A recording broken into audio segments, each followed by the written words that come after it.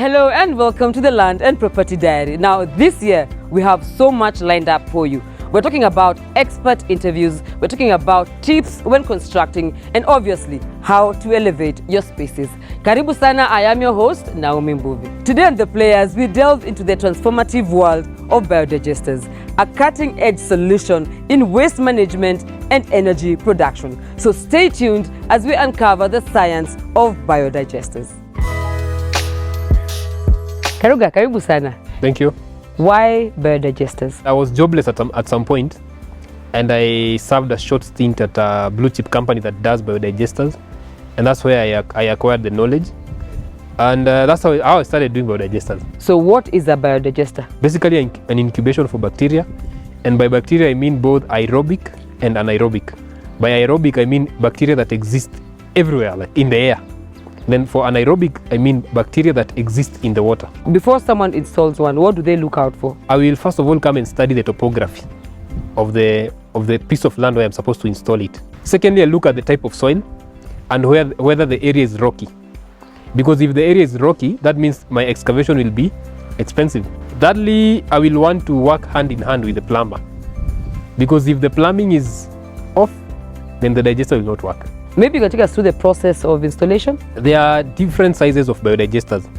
So depending on what the client wants. If for instance the client is wants a system for one household, say one family of up to say 5, 6, 7 people, I will do the least or the smallest biodigester. The smallest biodigester will serve up to 20 users. Its dimensions are 1.1 meter diameter and then 4 feet height. So depending on the client, now that's what tells me how many users there are to be served, and for that reason what type of system or how big the system I require. So inafanya kazi aje? How does it work? A biodigester has 3 chambers. The first chamber is where the waste gets in, and it's called the inlet chamber. Then the middle chamber is called a biodegradation chamber. Remember that a biodigester is an incubation for bacteria. And basically what happens in a biodigester is that the bacteria, both aerobic and anaerobic, feasts on the organic matter.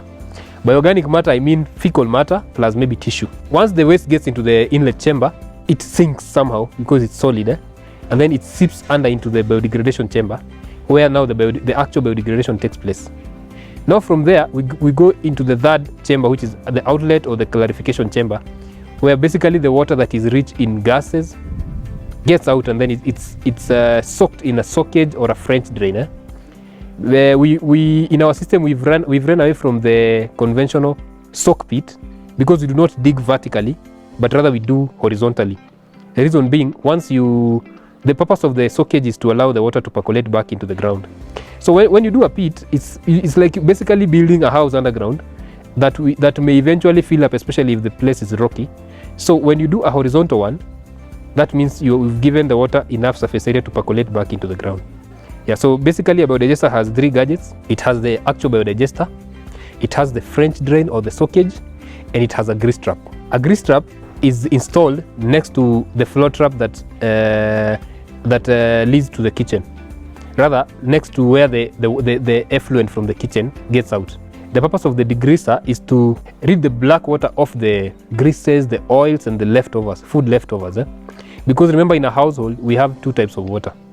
We have black water and we have grey water. So grey water is the water from the wash and basin, the bathroom, and the kitchen. And the black water is the water from the toilet. The common mistakes that people make, what are they? One common mistake is the plumbing. For instance, if you are to commission me to do a biodigester for you, I will really insist that I work hand in hand with the plumber. Because you see, there are some basics of plumbing that are usually very, very important, and they determine whether the biodigester is going to function or not.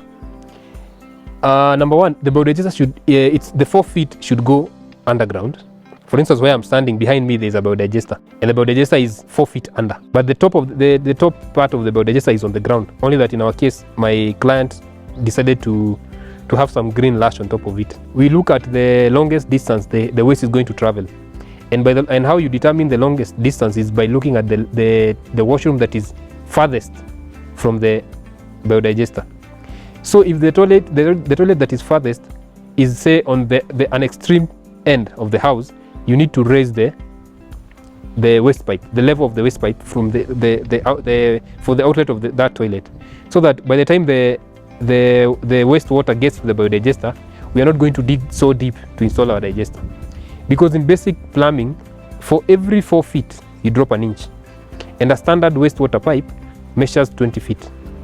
So that means the distance in height of the two ends of the 20 feet wastewater pipe should be 5 feet. I don't know whether you've understood the calculations, because now for every 4 feet we drop an inch. So for 20 feet we'll drop 5 inches. So you want your digester on as above the ground as possible, or at least at the ground zero. We call it ground zero, where we are stepping on, the last level after your client has done his landscaping. The reason for that is because on top of the lid of the digester, we usually allow some access points. We call them inspection chambers, so that in case maybe somehow erroneously something is flushed down the toilet, something that is inorganic, you can be able to open and access it. Tuongee maintenance, what does it take?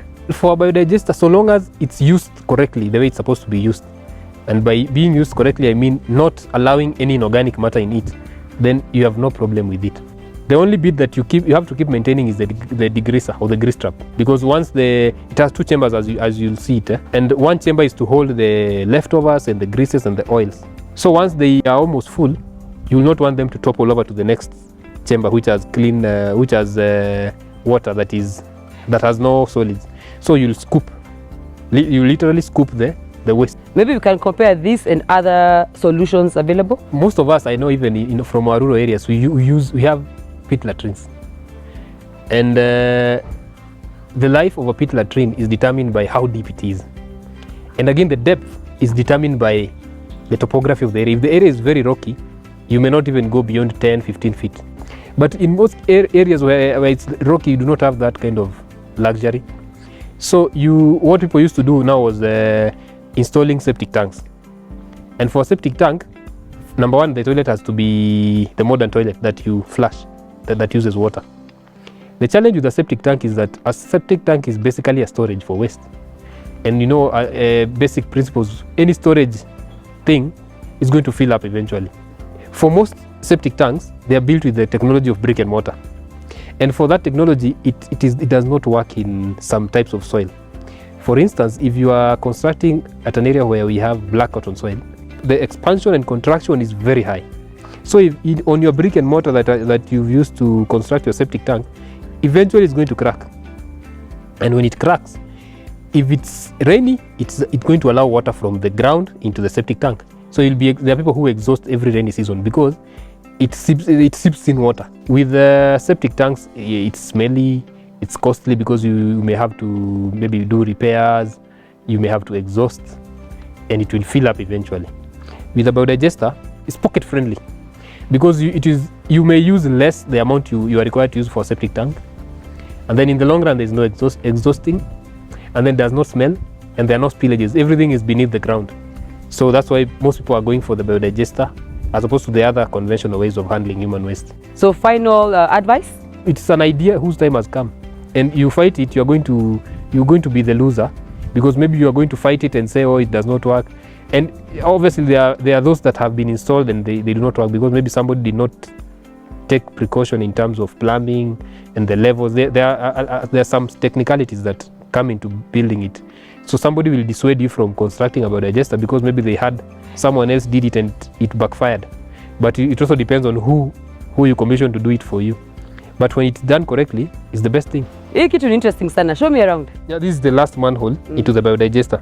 As you can see, here, remember I told you it's black water that is allowed into the biodigester. Yes. And as you can see, now once you flush, the toilets are flushed and comes direct into the system through this point, the last manhole. Okay.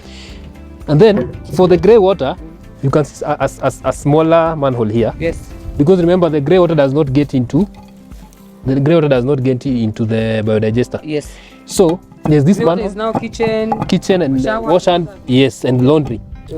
Now for the grey water, it got into through this point to that one here. Okay. Maybe you can walk there to this one, and then from here we sunk our sockage beyond this wall. Okay. Because my client has a kitchen garden beyond the wall. So where is the biodigester here? The biodigester is in between these two manholes. The inlet manhole, the last manhole, and then the outlet.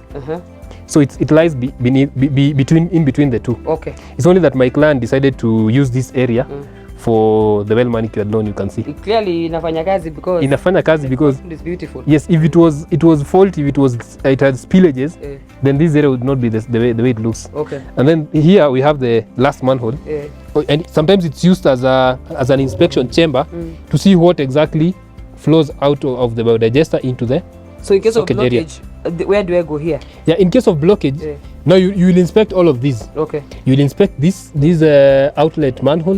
You'll also inspect that one, the inlet one, and all the other manholes, because the other manholes beyond next to the house. Okay. But this one is basically to show you that there is no sludge, there is no solids. It's just water that gets out. And as you said, ni kweli hazina uvundo. There is no smell. There are no spillages. That's why it's the way it is. Fantastic. Yeah. Asante sana. Wish you all the best. And Thank you very much. Information. Thank you. Well, great insights there. I hope you've learned a thing or two on the versatility of biodigesters. Now, let me take a short break. But when we come back, I want to speak to our wakili on spousal rights. Leo maswali zenyu zote tunazijibu.